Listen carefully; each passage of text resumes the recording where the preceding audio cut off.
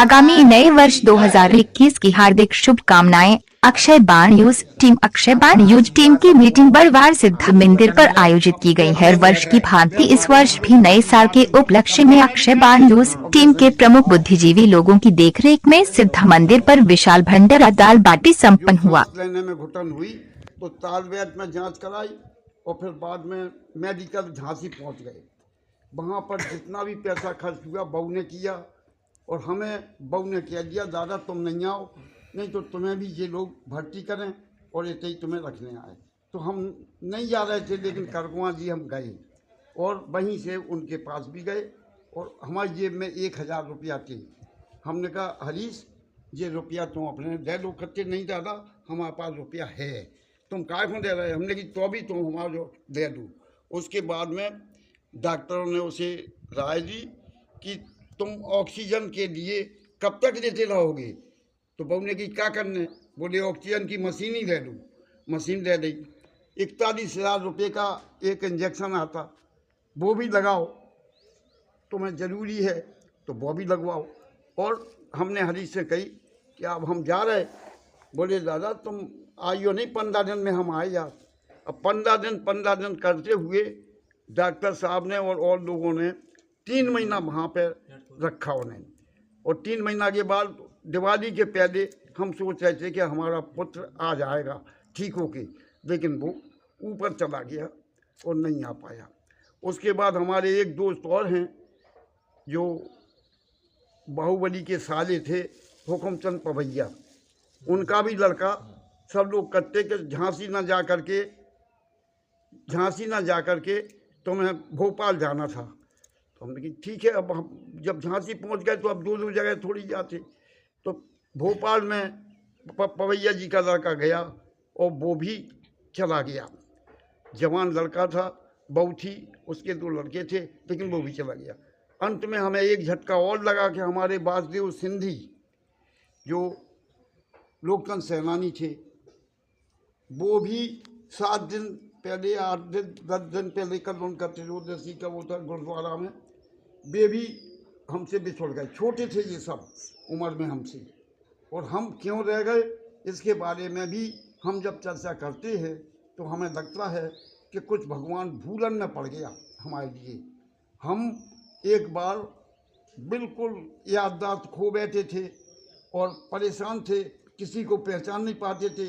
तो हमारे एक लड़का दिल्ली में है और एक लड़का जी हरीश कुमार जो अब चला गया, इसने मिल कर के हमें झांसी में ऑपरेशन में और डॉक्टर के पास दिखाया। उनने कहा हम इनके दिमाग का ऑपरेशन करेंगे। उन्होंने दतिया, झांसी, टीकमगढ़, ललितपुर वालों से कि एक जैनी आया है 80 साल की उम्र है उसकी, हम उसके दिमाग का ऑपरेशन कर रहे। तो बोले दिमाग का ऑपरेशन उसका करोगे और वो दिमाग का काम करता है।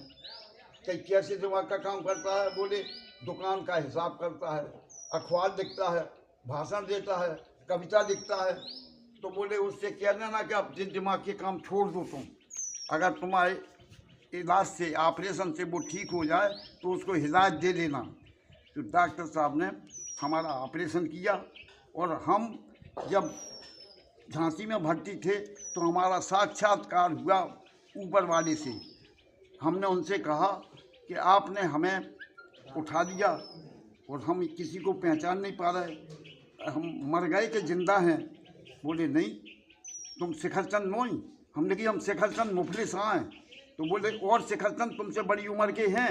हमने 2 नाम बताए उन्हें, एक शिखरचंद चौधरी का, एक शिखरचंद घीवालों का।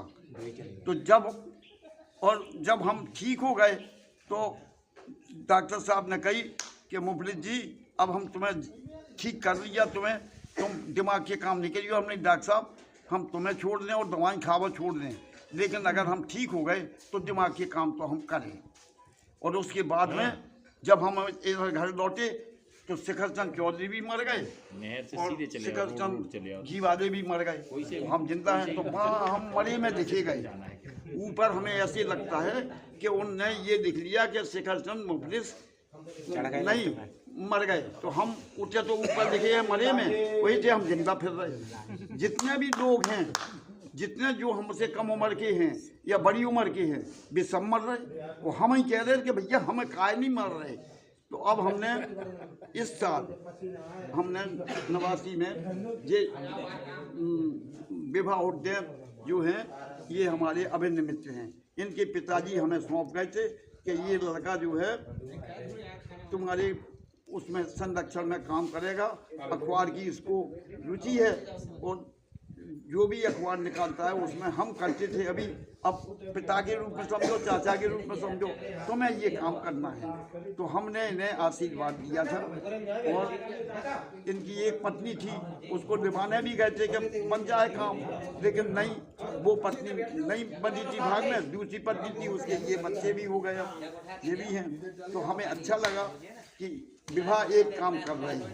इन्हें कोई कमी नहीं है पैसा की, इनके पास पैसा भी है, दुकानें भी है और काम भी है, अपव्यय कोई नहीं है इनका। लेकिन इन्होंने अखबार का काम जो संभाला है, आप सब लोगों के सहयोग से ये काम कर रहे हैं। लेकिन अखबार निकालने के लिए कितना लोगों को परेशान होना पड़ता है।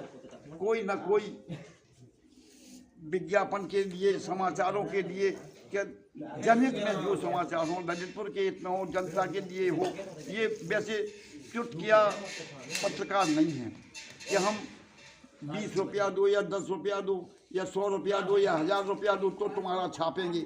नहीं, ये बिना उसके काम करते हैं, हमें मालूम है। और हम भी इनसे कोई पैसा नहीं देते हैं, हम इनके लिए आशीर्वाद देते हैं और जो ज़रूरत पड़ती है और हम समझते हैं कि ये जनहित है, वो हमारी कदम चलती है। तो इस तरह से इनके अखबार को अब इनने अक्षय बाण दे करके एक काम किया है। अक्षय बाण वो वास्तव में ऐसा बाण है कि अधिकारी भी समझ रहे, लेकिन नियमित नहीं कर पाते। नियमित माने हफ्ता भर में निकलना चाहिए तो हफ्ते ही में निकलना चाहिए, 2-2, 3-3 हफ्ता नहीं निकाल पाते। अच्छे अच्छे लोग हैं वहाँ पे, 25-30 अखबारों का डेक्लेरेशन है, लेकिन सब लोग फर्जी काम कर रहे हैं। एक इनसे हमने कहा कि तुम सही काम करो, तो सही काम तो तब होगा तब इन्हें सहयोग मिले कहीं से। तो हमने इनसे कहा कि इस अखबार को तुम अगर ठीक से चलाओगे तो तुम्हें पैसा की कमी नहीं रहेगी। विज्ञापन के रूप में आएंगे और वैसे भी लोग तुम्हें पैसा सहयोग करेंगे, अखबार भी देंगे तो उसके पैसे देंगे। अभी तो लोग हाँ ठीक है तो दे दो फ्री को।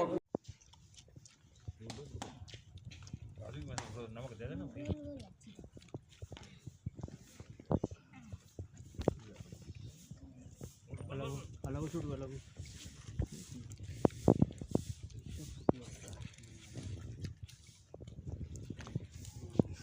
बोलता भी